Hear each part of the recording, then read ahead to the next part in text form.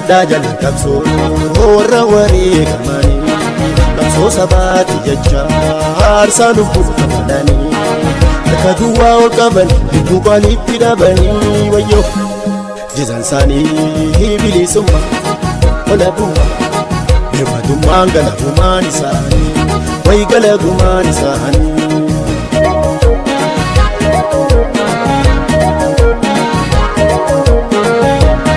Qabsoo sabaa siransiisu wal wajjin seentan hirbu haddaa lubbuu abbuuqqachaa jallan gumaacha lubbu. Qabsoo sabaa siransiisu wal wajjin seentan hirbu haddaa lubbuu abbuuqqachaa jallan gumaacha lubbu. Eebbulamii torba oli torba gadi Yama kafi dagannan taati badi way dagannan taati badi daganu ni adana hayo sabah gadin ganu hirbu bamna nam sawabo kai gamna sekamir lamfata gamtan kane tattafan buwa qabsoo mirkanfanna way buwa qabsoo mirkanfanna.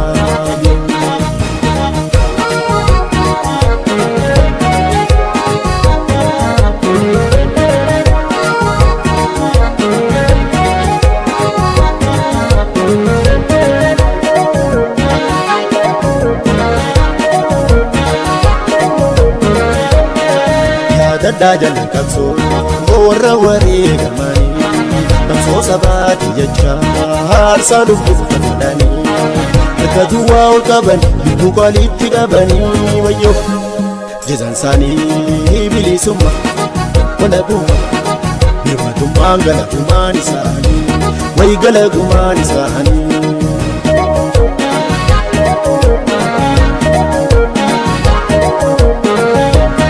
Bakka bu'aa mililik gaabii fi daldaltoota hiree Oromoon fixeen kumaaramaa taphata.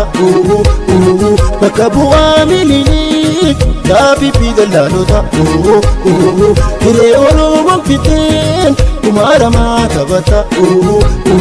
Bulaa keessaa fiddan kadde alanarra banaa jette gaabiyyee fi jarjarte wayyaanee achi dabalte.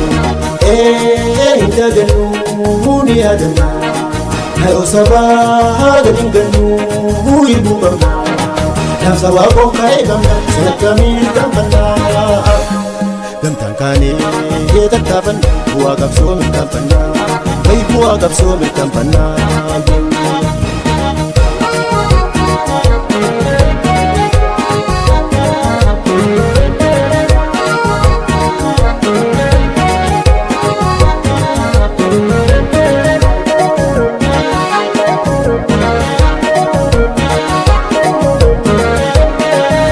Daddaa jala qabsoo warra wareegamanii qabsoo sabaati jecha aarsaa lubbuu kamalanii harka duwwaa ol qaban lubbuu qaalitti dhabanii wayyoo jizaan isaanii bilisummaa walabummaa birmadummaan galabumaan isaanii way galabumaan isaanii.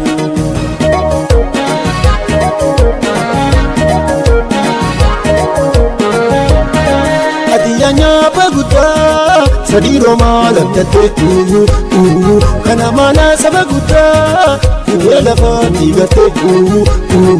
Adiyanya baguta sadiro malam tate kana mana sabaguta kuwela fati gate.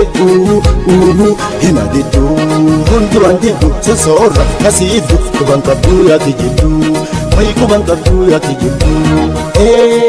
Daganu ni adana hayo sabah gadin ganu hirbu bamna nam sawabo kai gamna sekamir lamfata gamtan kane tattafan buwa qabsoo mirkanfanna way buwa qabsoo mirkanfanna.